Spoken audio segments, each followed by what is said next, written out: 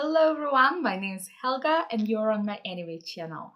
This fall anime season has become a record for me in terms of the amount of the ongoing titles that I was watching.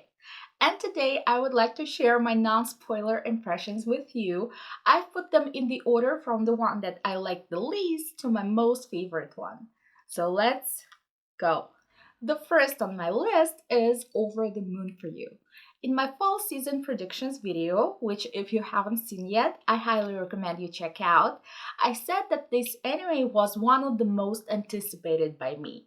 And my predictions about its plot actually came true.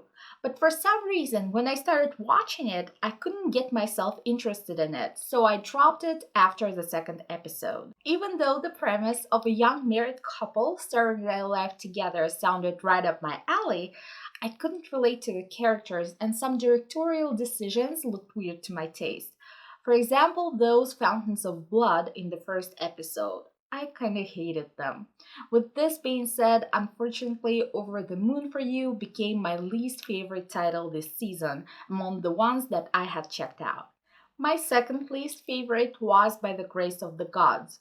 However, this one I finished and can't say that I didn't like it at all. My overall rating for it on my anime list, where by the way you can follow me, I'll leave the link to my profile down below, ended up being 6 out of 10. It's a cute PG-13 isekai about a hardworking but miserable man who died in our world and reincarnated as a young boy in a fantasy one. I know that that sounds kinda generic and the anime itself is full of cliches, but it also has an interesting topic of starting and developing your own business and taking care of your workers, which I usually enjoy seeing in anime. So I can't say that I 100% recommend it, but it's definitely not the worst in its genre. The next on my list is also an isekai show, but the one that I enjoyed a little bit more and gave a 7 out of 10. It's called Kuma Kuma Kuma Bear. I had a lot of prejudices before watching it because of its generic premise and childish character design, but it turned out to be pretty good. It's about a 15-year-old girl named Yuna who got sucked into a fantasy game she'd been playing where she has to wear and fight in a strong but funny bear costume. There she meets a lot of people and forms a bond with a local girl. I think I enjoyed this anime first because of the cute familiars of the main character, and second because I could relate to her in terms of her love of Japanese cuisine and seafood. I could literally eat this kind of food every day, so I totally get her frustration about not being able to get Japanese food in her new country. Next goes one of the most discussed shows of this season called The Day I Became a God, which is a new project of a famous visual novel, anime, and music creator Jun Maeda. Among his earlier works are such well-known titles as Air, Clannad, Canon, Angel Beats, and Charlotte. So expectedly, a lot of people were in anticipation of his new original title. However, after the ninth episode of the show came out, it got lots of one-star ratings and there was so much hate toward it that, as they say, Jun Maeda even had to delete his Twitter account in order to avoid all the negativity that had been thrown on him. And although some of the critiques regarding this anime are totally legit, I need to make a disclaimer that I by no means support attacking its creator. But why do people feel so strongly about this show? The first reason, as I've already mentioned, is the anticipation. First, the plot sounded quite promising. It's about a high school boy who meets a mysterious girl claiming to be an omniscient god. She also claims that the world will end soon and then they start spending their last summer together.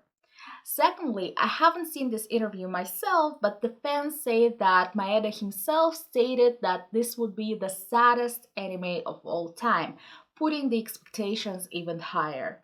But what was it like in reality? In usual Maeda style, the anime starts as a very light-hearted story regardless of a threat at the end of the world. I personally found the characters likable, the jokes funny, and the background of the main female character intriguing. These things made me continue watching the show. But when the dramatic part started, some things just stopped making sense. The romance, in my opinion, came out of nowhere, and the tear-jerking scenes didn't get to me at all. In the last episode, there were some Air references that made me cry when I was watching Air, but didn't do it for me at all in this anime, as well as questionable directorial decisions that, instead of bringing the tension to the scenes, which I suppose they were intended to do, made me cringe quite hard. However, with all of these critiques, I still think that it's a decent anime, and to me it stands on one line with Charlotte and Angel Beats. So if you like them and you didn't get tired of the things that became cliches of Jun Maeda's works, I think you won't be disappointed with this one either. I personally gave it a 7 out of 10. And now we'll talk about the anime shows of the fall season that I enjoyed quite a bit, giving them each 8 out of 10 on my anime list. And the first one is Talentless Nana. This show I actually can't say much about because pretty much everything about it is a spoiler. So I'll just tell you not to be fooled by its generic description. It has much more to offer than you might think at first glance. It's a psychological thriller, a genre that I adore, and it has some breathtaking twists. But unfortunately, it's also not flawless. Somewhere in the middle of the show, I got so angry with the characters that I wanted to drop it. But it somehow became more solid by the end of the first season. So you can say that I have some mixed feelings about the show, but overall, I think a lot of people might enjoy it. Next goes Moriarty the Patriot, which is a retelling of Sherlock Holmes by Arthur Conan Doyle. If you watched my previous video, you know that I wasn't going to check this one out because I don't normally enjoy anime set in the countries other than Japan and based on classical literature. However, this show really took me by surprise, keeping me immersed from the first episode. It was kind of weird to see these famous characters drawn in this Bishonen kind of style, but if you like the shows about characters with questionable morals like Code Geass or Death Note, there is a good chance you'll be interested in checking this one out too. I fell in love with the next title on my list so much that I started reading the light novel series that it's based on, and it's Adachi Shimamura. It tells a story about two girls who met on the second floor of their school gym skipping class and formed a friendship that one wished would grow into something bigger. It's a slice of life, laid back kind of story and a slow burn, but I didn't find it boring at all.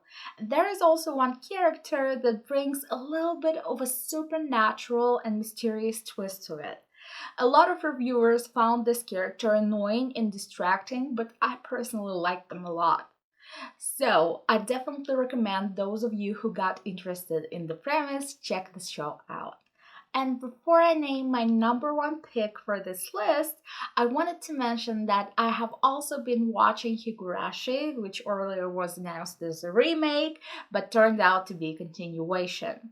And I'm usually very excited to see the next episode, but to be honest, I'm a little bit disappointed with the show. On the positive side of things, they put a little bit more explanation and psychological themes in the episodes in comparison to the old series.